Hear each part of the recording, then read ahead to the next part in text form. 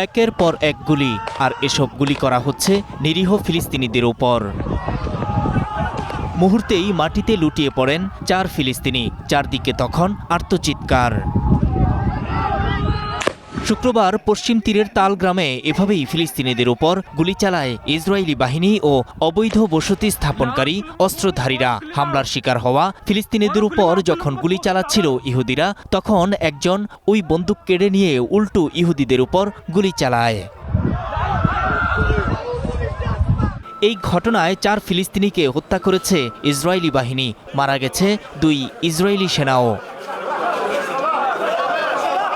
এর আগে গোটা এলাকায় ফিলিস্তিনি ঘরবাড়িতে তাণ্ডব চালায় ইসরায়েলি ইহুদি অবৈধ বসতি স্থাপনকারীরা। পুড়িয়ে দেয় ঘরবাড়ি ও গাড়ি।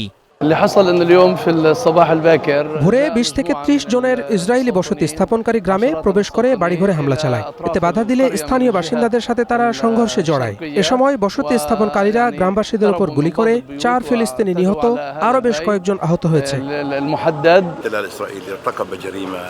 বসতি স্থাপনকারীদের থামানো যাচ্ছে না, কেউ তাদের বাধাও দিচ্ছে না। দিন দিন তাদের বর্বরতা ও সহিংসতা বেড়েই চলেছে। ফিলিস্তিনিরা শুধু তাদের পরিবার ও ঘরবাড়ি রক্ষা করার চেষ্টা করছে। এদিকে শুধু হত্যা করেই ক্ষান্ত হয়নি ইসরায়েলি বাহিনী। দিনের বেলায় প্রকাশ্যে জানাজার নামাজ আদায় নিষিদ্ধ করেছে। বলেছে, গভীর রাতে সামান্য কজন আত্মীয় স্বজন নিয়ে ফিলিস্তিনিদের লাশ দাফন করতে হবে।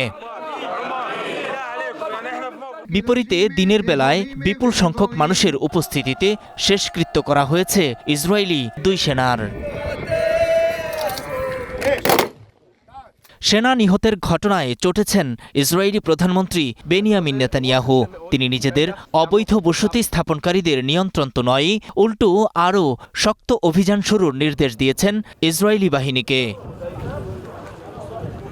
এ ধরনের সংঘাতের বিষয়ে উদ্বেগ প্রকাশ করেছে 20টি ইসরায়েলি মানবাধিকার সংস্থা।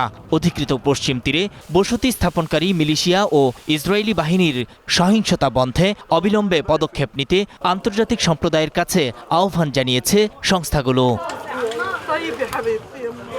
নূর মোহাম্মদ, স্টার নিউজ।